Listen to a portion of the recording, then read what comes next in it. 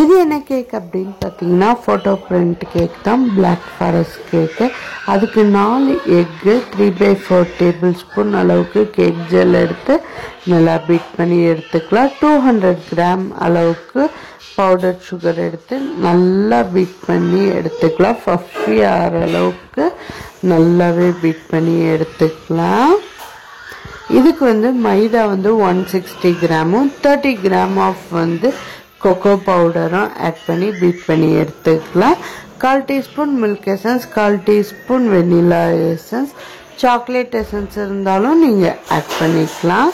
First maida 160 gram அளவுக்கு add பண்ணிட்டு 30 gram of cocoa powder add பண்ணிட்டு a pinch of salt add பண்ணி நல்லா பீட் பண்ணி எடுத்துக்கலாம்.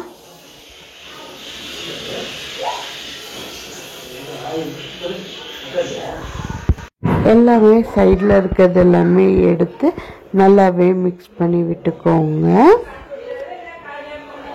எல்லாமே நல்லா ஈக்குவலாக குவான்டிட்டி வர அளவுக்கு நல்லா பீட் பண்ணி மிக்ஸ் பண்ணி எடுத்துக்கணும். அப்போ தான் எந்த ஒரு லங்ஸும் எந்த ஒரு ஏர் பபிள்ஸும் எதுவுமே இல்லாமல் ஈவனாக கேக் பேக் ஆகி வரும். இப்போ 4 டேபிள் ஸ்பூன் அளவுக்கு ஆயில் ஆட் பண்ணி அதுவுமே சேர்த்து ஒரு டைம் நல்லா பீட் பண்ணி எடுத்துக்கலாம். இதை பார்த்தீங்க அப்படின்னா ஒரு 3 ட்ராப்ஸ் அளவுக்கு சாக்லேட் மிக்ஸும் ஆட் பண்ணியிருக்கேன். இது பார்த்தீங்க அப்படின்னா 8 இன்ச்சு ட்ரேயில் 180 டிகிரிக்கு 10 மினிட்ஸ் ப்ரீ ஹீட் பண்ண அவனில் வச்சு ஒரு 30 to 40 மினிட்ஸ் பேக் பண்ணி எடுத்துக்கலாம். 8 இன்ச்சு மோல்டில் ஆயில் அப்ளை பண்ணி பட்டர் ஷீட் போட்டு எடுத்துக்கலாம்.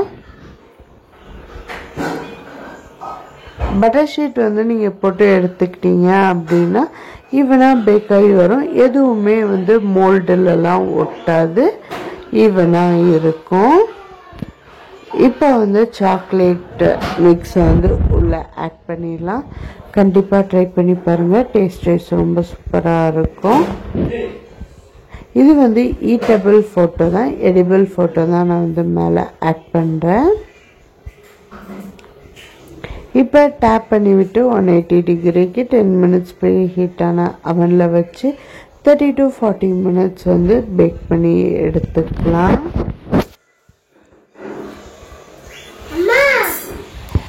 இப்போ உள்ள வச்சு நம்ம பேக் பண்ணி எடுத்துக்கலாம்.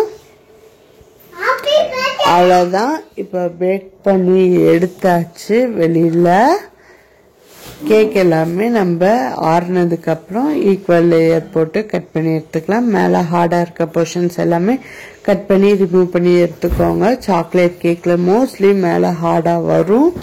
பிகாஸ் சாக்லேட் ஸ்பாஞ்ச் பார்த்தீங்க அப்படின்னா ஹார்டாக தான் இருக்கும். நம்ம உள்ள சுகர் சிரப் எல்லா கேக்கோட சாக்லேட் ஸ்பாஞ்சுக்கு கொஞ்சம் ஜாஸ்தியாக தான் நம்ம உள்ளே ஊற்றுவோம். ஸோ அதனால தான் இப்போ 3 லேயராக கட் பண்ணி எடுத்துக்கலாம்.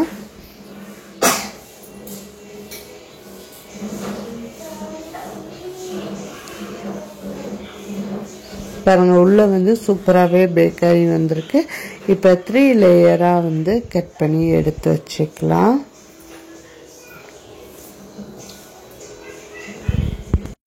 லேயர் பண்ணதுக்கப்புறம் பார்த்தீங்க அப்படின்னா விப்பிங் க்ரீமை நல்லா ஸ்டிஃப் பீக் ஆகிற அளவுக்கு நல்லா பீட் பண்ணி எடுத்துக்கணும். சுகர் சிரப்பை கொஞ்சம் நிறையாவே நீங்கள் அப்ளை பண்ணணும். விப்பிங் க்ரீம், அதுக்கப்புறம் ஸ்ட்ராபெரி க்ரஷ், அதுக்கப்புறம் டார்க் சாக்லேட், அப்புறம் கொஞ்சம் செரிஸ் எல்லாமே போட்டு செகண்ட் லேயரும் வச்சு அதே மாதிரியே பண்ணி எடுத்தாச்சு. 3 லேயரும் வச்சு க்ரம் கோட் கொடுத்து எடுத்துக்கலாம். க்ரம் கோட் கொடுத்து ஒரு 1/2 ஹவராவது ஃப்ரிட்ஜில் வச்சு செட் பண்ணி எடுத்துக்கோங்க. அப்போ தான் கரெக்டாக இருக்கும். எப்படி க்ரீமை ஸ்டிஃப் பீக் ஆகிற அளவுக்கு பீட் பண்ணுறதுன்னு நம்ம சேனலில் போட்டிருக்கேன், செக் பண்ணிக்கோங்க. சாக்லேட்டை நம்ம நல்லா திருவி எடுத்து கேக் ஸ்பாஞ்சில் இது பண்ணி எடுத்துக்கலாம். அவ்வளோதான். மேலே பார்த்தீங்கன்னா எடிபிள் ஃபோட்டோ பிரிண்ட் நம்ம ஷாப்லேயே ரெடி பண்ணி அதை ரவுண்ட் ஷேப்பில் வச்சு கட் பண்ணி எடுத்துக்கலாம்.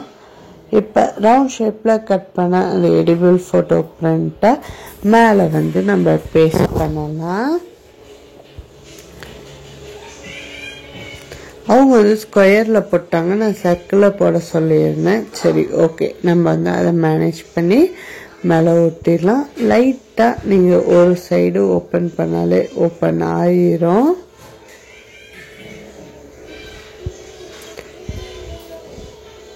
ரொம்பவே ஈஸி தான் இது. நம்ம எல்லா பேக்கிங் மெட்டீரியல் விற்கிற ஷாப்லேயுமே இந்த ஃபோட்டோ பிரிண்ட் வந்து போட்டு தருவாங்க நம்மளுக்கு. இந்த மாதிரி உரிச்சிங்க அப்படின்னாலே வந்துடும். சப்போஸ் வரல அப்படின்னா ஒரு 10 minutes ஃப்ரீசரில் வச்சு எடுத்தாலே வந்துடும். இப்போ உங்களுக்கு மேலே என்ன டிசைன் கொடுக்கணுமோ நீங்கள் கொடுத்துக்கலாம். அவ்வளோதான். கண்டிப்பாக ட்ரை பண்ணி பாருங்கள், ரொம்ப ஈஸி. நிறைய பேருக்கு ஃபோட்டோ பிரிண்ட் கேக் எப்படி பண்ணணும்னு சொல்லி கேட்டிருந்தீங்க, அதுக்கு தான் இந்த வீடியோ.